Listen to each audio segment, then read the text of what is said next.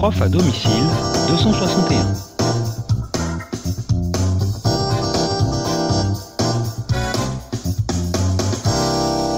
Synthèse d'éco-droit en seconde pro. Alors nous allons essayer de voir et de comprendre un petit peu qui sont les acteurs du système judiciaire à l'aide d'un exemple d'une audience. Donc un tribunal, qu'est-ce que c'est? C'est le rassemblement de plusieurs acteurs qui vont permettre de pouvoir juger une affaire. Selon le type d'affaire à juger, la composition du tribunal est différente. Pour les affaires les plus simples, un seul juge est nécessaire. Pour des affaires un petit peu plus complexes, un petit peu plus graves, par exemple quand on arrive dans un tribunal pénal comme le tribunal correctionnel, il y a 3 juges qui vont être présents dans le tribunal pour juger l'affaire. Et pour la cour d'assises, en plus des juges, il y aura également des jurés. Prenons un exemple avec un tribunal correctionnel qui est une situation où on rencontre la plupart des acteurs. Alors le tribunal, c'est en fait la composition de 3 juges. Ce sont tous des magistrats et ce sont eux qui vont composer le tribunal. Mais on va leur donner des noms différents parce qu'ils ont un rôle bien particulier durant l'audience. Parmi ces 3 juges, nous avons celui qui sera assis au milieu qui va s'appeler le président du tribunal. Les 2 juges qui sont assis à côté de lui vont s'appeler des assesseurs. Ils sont juges mais ce ne sont pas eux qui vont présider l'audience, c'est-à-dire qu'ils ne vont pas prendre la parole, présenter l'affaire ou poser des questions. Ils sont là pour aider le président à juger et à délibérer. Il y a un autre acteur qui est ici, qui s'appelle le procureur de la République. Cette personne est aussi un magistrat et il représente le ministère public, que l'on appelle aussi le parquet. Son rôle est de représenter et de défendre les intérêts de la société et il demande à ce que la loi soit appliquée.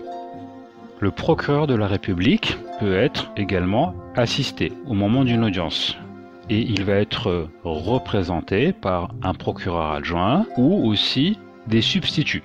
C'est pour ça que l'on entend parfois le substitut du procureur. Mais ça reste la même institution, c'est-à-dire que ça représentera toujours le parquet, le ministère public. Donc c'est toujours le rôle de pouvoir défendre les intérêts de la société. Ensuite, nous avons les greffiers. Ce sont également des fonctionnaires d'État, du ministère de la Justice, qui sont chargés d'assister les magistrats. Donc leur rôle est de d'écrire et d'authentifier tous les actes de la procédure pendant qu'elle se déroule.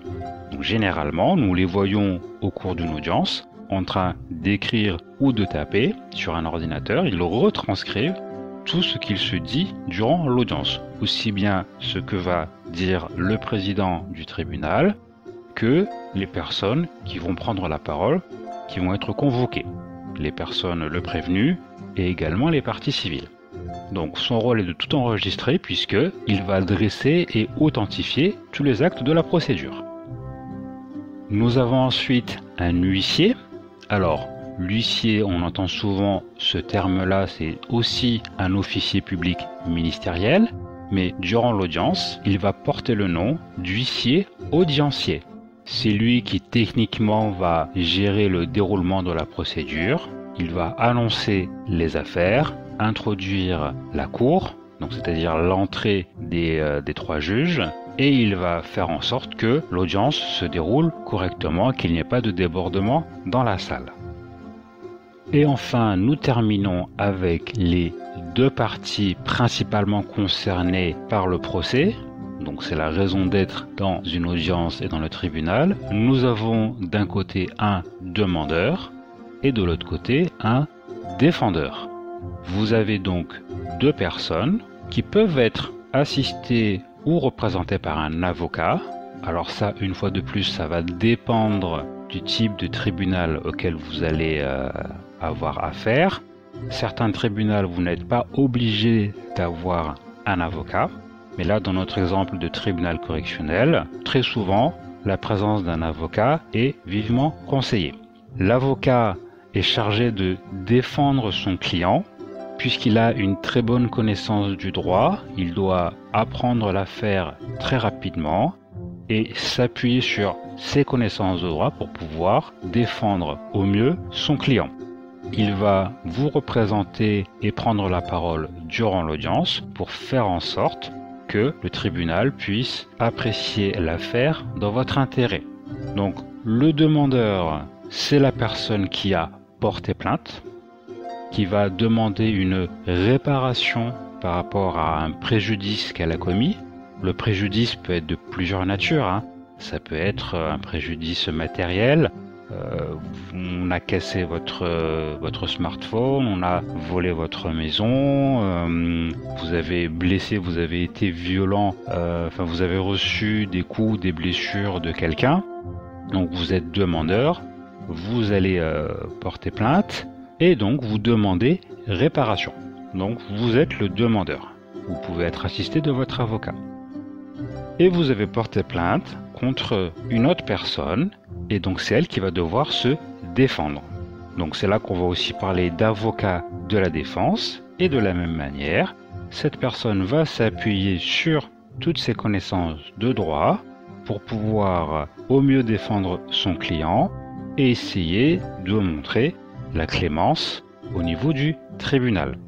Peu importe que la personne soit coupable ou pas, mais elle va essayer de s'appuyer sur les connaissances de droit, soit pour prouver à l'aide de preuves que la personne est innocente, mais si elle est vraiment coupable, c'est de pouvoir essayer de réduire la peine au maximum. Voilà pour les principaux acteurs du système judiciaire.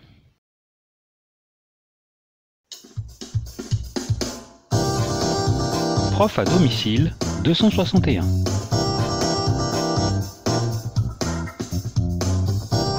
Pour plus de vidéos, abonnez-vous.